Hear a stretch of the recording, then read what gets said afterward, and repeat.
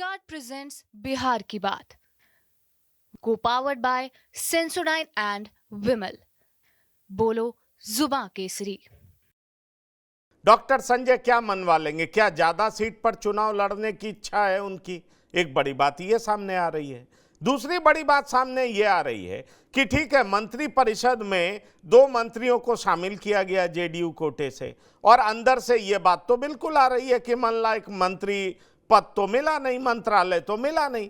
क्या नीतीश कुमार इस बात को लेकर के भी दबाव बना सकते हैं कि अरे हम ज्यादा सीट पर चुनाव लड़ेंगे, केंद्र में आप मनमानी करिए, राज्य में हम करेंगे, ज्यादा सीटों पर हम चुनाव लड़ेंगे, लेकिन चुनाव में जाने से पहले यह विशेष राज्य की के दर्जे की मांग है, या अगर आप वो नहीं कर सकते तो कम से कम विशेष पैकेज तो आपको देना ही पड़ेगा, नहीं तो बात बनेगी नहीं। क्या आपको लगता है राष्ट्रीय कार्यकारिणी से इस तरह का प्रस्ताव पास करा केंद्र सरकार पर दबाव बनाएंगे?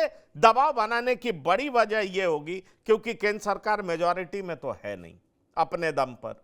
दूसरा, केंद्र सरकार के लिए बड़ी चुनौती है महाराष्ट्र में चुनाव जीतना, हरियाणा में चुनाव जीतना, झारखंड में चुनाव जीतना, और उससे पहले दबाव की राजनीति कारगर होगी, ये नीतीश कुमार बेहतर समझ रहे होंगे। क्या आपको लगता है कि इन 2 मुद्दों को मनवाने का काम करेंगे नीतीश कुमार, इसलिए राष्ट्रीय कार्यकारिणी की बैठक वो दिल्ली में बुला रहे हैं?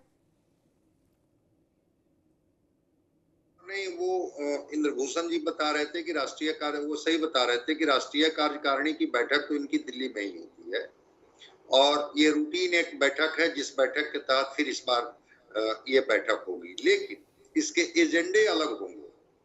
अब 19 जून को नरेंद्र मोदी जी आ रहे हैं नालंदा विश्वविद्यालय में, तो अगर कोई बात कहनी होगी तो उस मंच से भी ये कुछ कहेंगे। ऐसा नहीं है कि मुख्यमंत्री जी उस मंच पर नहीं होंगे और कोई अपनी बात नहीं रखेंगे। लेकिन जब देखे कि जब परिणाम आया तो उसके बाद जो इश्तेहार लगा पटना में, टाइगर अभी जिंदा है, और नीतीश कुमार की ताकत की जिस तरह से चर्चा की गई, बखान किया गया, ऑफ द रिकॉर्ड ही सही, लेकिन दिल्ली में अपने लोगों से नीतीश कुमार कहते देखे गए, देखा ना अभी भी हमारा क्या प्रभाव है। लेकिन इन सारी चीजों से इतर जो 2 वोटर हैं, इनको साधने की एक बार फिर कोशिश होगी नीतीश कुमार जी, और शायद इस कार्यकारिणी में इस पर भी बैठक हो। अगर 2 राज्यसभा का सीट खाली होगी, इस पर भी चर्चा होगी कि क्या इसमें किनको एकोमोडेट किया जाए। उपेंद्र कुशवाहा जी को लाया जाए, राजपूत बिरादरी से किन्हीं और को लाया जाए, केसी त्यागी जी को वो जगह दी जाए। एक तो ये भी ये एजेंडा होगा। और जो सीटों की बात कर रहे हैं, चूंकि जो बिहार में अब एनडीए है उसमें चिराग पासवान और जीतनराम मांझी भी हैं। उपेंद्र कुशवाहा चुनाव हार गए हैं, लेकिन उनकी पार्टी तो अभी है, वो उपेंद्र कुशवाहा भी हैं।